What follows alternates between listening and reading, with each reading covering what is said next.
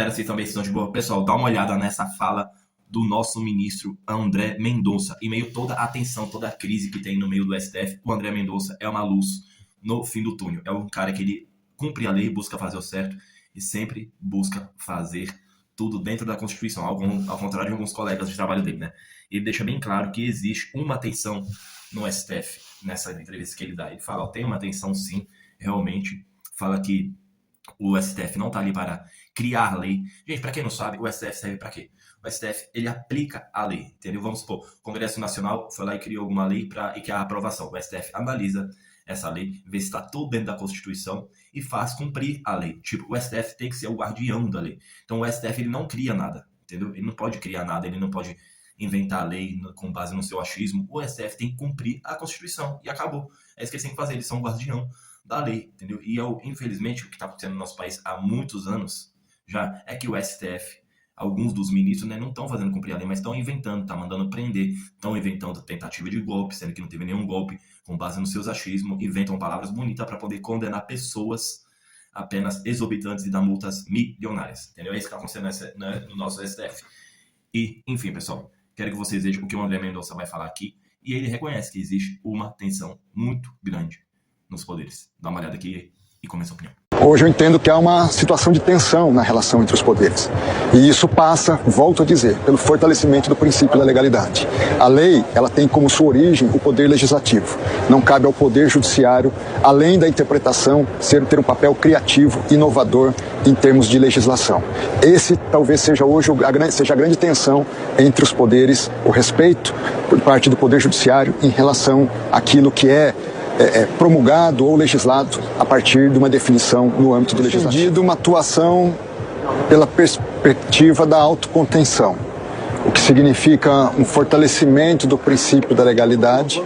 Entendo que a legalidade é essencial para a garantia da segurança jurídica do país e também para o desenvolvimento. Pessoal, o André Mendonça deixou bem claro que o STF não está ali para inventar leis, para criar leis inovadoras, entendeu?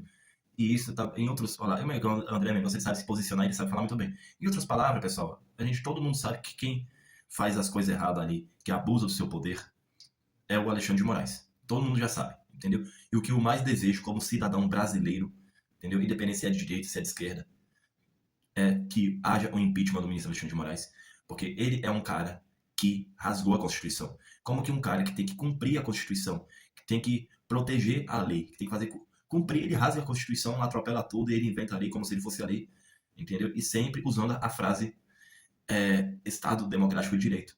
Meu, esse pessoal é tudo marxista, segue em Lenin, entendeu? Os caras são ruins, entendeu? É a soberba em pessoa, entendeu?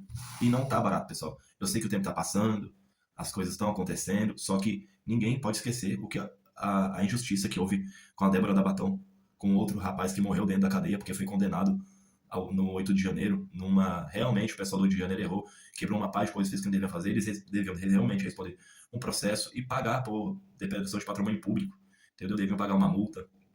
Agora, condenar pessoas a 14 anos de prisão e multas milionárias, meu, entendeu? Sem golpe, sendo que isso não é um golpe, sendo que teve uma vez, eu acho que foi lá pra 2016, o MST também invadiu os três poderes, quebraram tudo, pá, botaram fogo, entendeu? Mas é engraçado que o pau que dá em Chico não dá em Francisco, entendeu? O pau que dá em Chico não dá em Francisco.